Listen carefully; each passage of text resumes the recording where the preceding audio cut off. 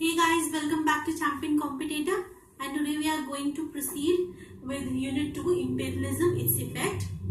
I have already made 2 videos for this chapter, and I hope that you have already watched those videos. The subject code is EHI-01 and the part is part 3. Okay. So in the earlier 2 videos, we have talked about the European views regarding imperialism, its effect. Okay, so उन दोनों videos में we have talked about the European views कि उन लोगों का क्या सोचना था, आपका imperialism को उनका क्या view है. ठीक है, इस वीडियो में हम पढ़ेंगे कि इंडियन नेशनलिस्ट व्यू क्या था imperialism को लेकर के. ठीक है, तो इसमें हमारे जो 3 बिग नेम्स आते हैं जब भी हम इंडियन इंपेरियलिज्म पढ़ते हैं, तो बड़े जो 3 नेम्स आते हैं वो आपके आते हैं दादा भाई नौरोजी के. Is also known as the grand old man of India. MG Ranade, he was also known as justice Ranade, and Ramesh Chandra Dutt, RC Dutt भी इनको बोलते हैं.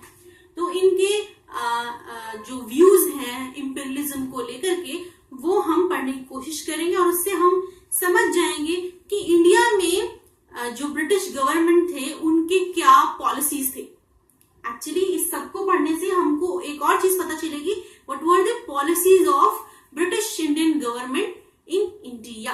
Okay, so first is the concept of drain of wealth. Drain of wealth जैसे कि name suggest करता है कि एक जगह बहुत सारी वेल्थ है या एक जगह बहुत सारी चीजें हैं जो कि ड्रेन होकर के कहीं और जा रही हैं. इसको समझने के लिए एक इमेजिनेशन करते हैं, एक सिंक बनाते हैं और एक टैप बनाते हैं. Sorry, I am not that good in drawing, but I hope आप मेरी ड्राइंग को समझ सकें.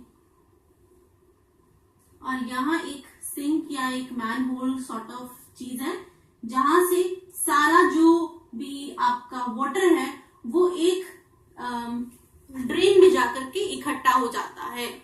ठीक है, तो ये जो सिंक है या हम बोलते हैं हमारी इंडियन इकोनॉमी है,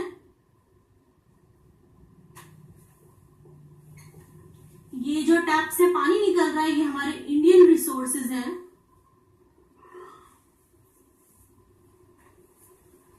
और जिस सिंक में जाकर के इकट्ठा हो रहा है, जिस होल में जाकर के सब इकट्ठा हो रहा है, वो है ब्रिटेन की इकोनॉमी.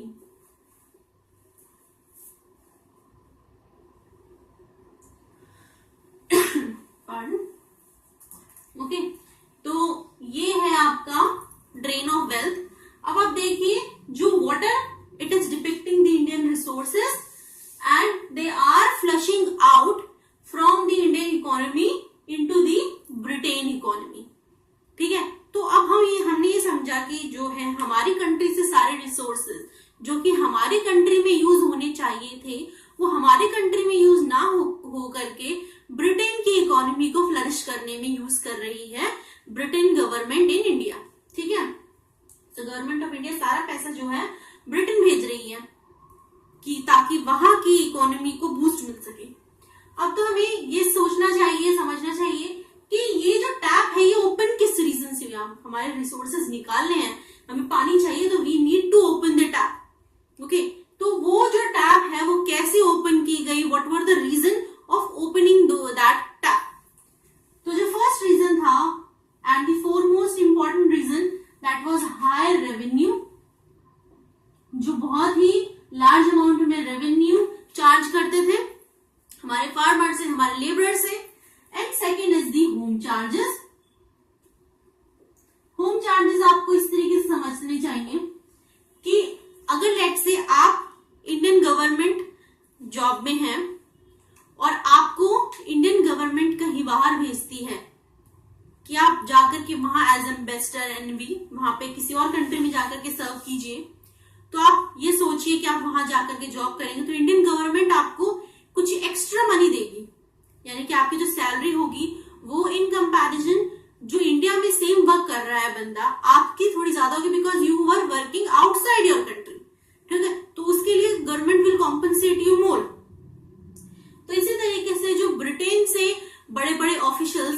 में लाए गए थे इंडिया में वर्क करने के लिए, उनके हर तरीके के खर्चे और जो एक्स्ट्रा कॉम्पनसेशन उनको मिलता था वो सारा का सारा पैसा वो इकट्ठा करते थे और अपने घर भेज दिया करते थे। तो उनको ह्यूज सैलरी, ह्यूमंगस सैलरीज उनकी होती थी।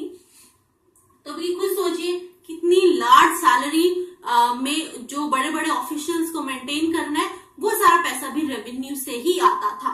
तो these two things, high revenue and home charges, that actually drain the wealth out of India into the Britain economy. Second है आपका deindustrialization. Deindustrialization is the opposite of industrialization. Industrialization मतलब कि कहीं पर कोई industry बनना, industrial process बनना। Deindustrialization क्योंकि ऑलरेडी वहां पे इंडस्ट्रीज थी, लेकिन अब इस तरीके के प्रोसेसेस हो रहे हैं कि वो जो इंडस्ट्रीज हैं वो शट डाउन करनी पड़ रही हैं और वहां जो है वापस से एग्रीकल्चरल तरीके की इकोनॉमी जो है वो डेवलप हो रही है। तो इसको बोलेंगे हम डी इंडस्ट्रियलाइजेशन। दूसरा आपका free trade and laissez faire. Free trade आप समझते हैं, फ्री ट्रेड क्या होता है, जब कि ब्रिटेन से आने वाली मैन्युफैक्चर्ड गुड्स को इंडिया में फ्री एंट्री दी जाए। There was not any tariff और ट्रेड चार्ज ऑन देम। उनपे किसी भी तरीके का टैक्स, किसी भी तरीके का टैरिफ ना लिया जाए।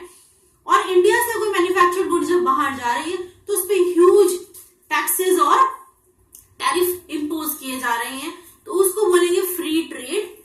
लेजी फेयर आपको समझना है, लेजी फेयर एक ऐसी प्रोसेस या इस तरीके की गवर्नमेंट होती है जो कि अपने इंडस्ट्रियलिस्ट होते हैं, उनको ये सोच करके चलते यही इकोनॉमी को बनाते हैं और इनके ऊपर ही हमारी कंट्री की इकोनॉमी डिपेंड है।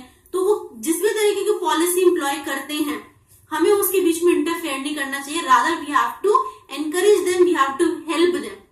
ओके, तो लेट्स से कोई इंडस्ट्रियलिस्ट है, वो इस तरीके की लेबर पॉलिसीज करता है जो कि बहुत ज्यादा एक्सप्लॉयटेटिव है। लेट्स से कि वो अपने लेबरर से एक्सेस वर्क करवाता है, उनको लेस पे करता है, ठीक है, और उनकी जो कंडीशंस है, जो उनकी बेसिक राइट्स है, उनको नहीं देता है। तो उस कंडीशन में government will not interfere between the labourers and the industrialist. वो अपने हाथ खड़ा कर देंगे कि that we will not interfere. तो ऐसी जो पॉलिसी होती है, इस टाइप की जो गवर्नमेंट होती है, वो बोलते हैं लेजी फेयर गवर्नमेंट। फिर चलते हैं हाई रेट ऑफ टैक्सेशन। या तो आपको पता ही है ऑलरेडी कि फार्मर से, लेबरर से, आर्टिजन से ह्यूज अमाउंट ऑफ रेवेन्यू उनसे कलेक्ट कराया जाता था, even if they are not in the condition of paying their taxes, they were forced to pay the taxes.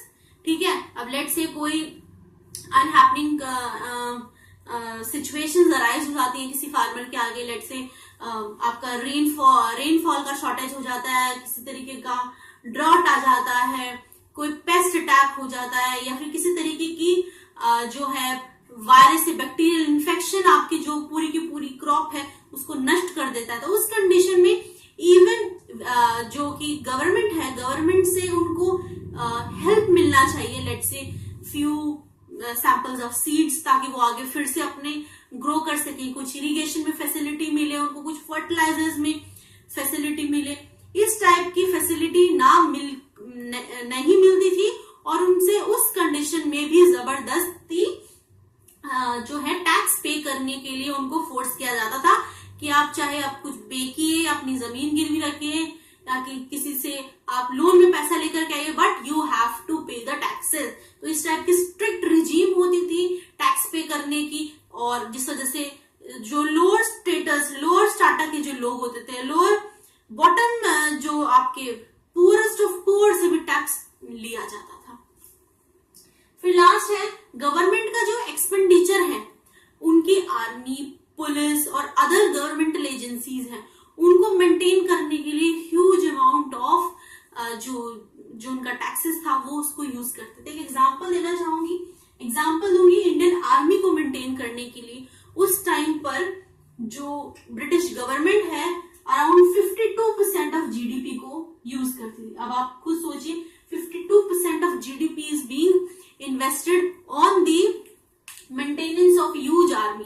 Okay, तो now the little is left, और उस left में से ज्यादातर मनी होम चार्ज में बाहर जाएगा। ठीक है,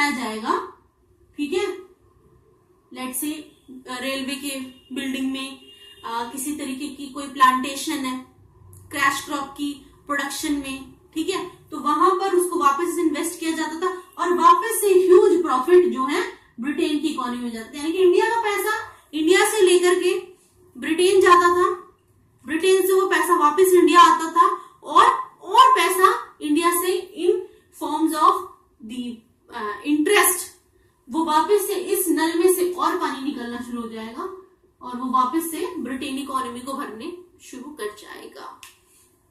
तो ये जो था, ये वीडियो एक्चुअली ओवरव्यू था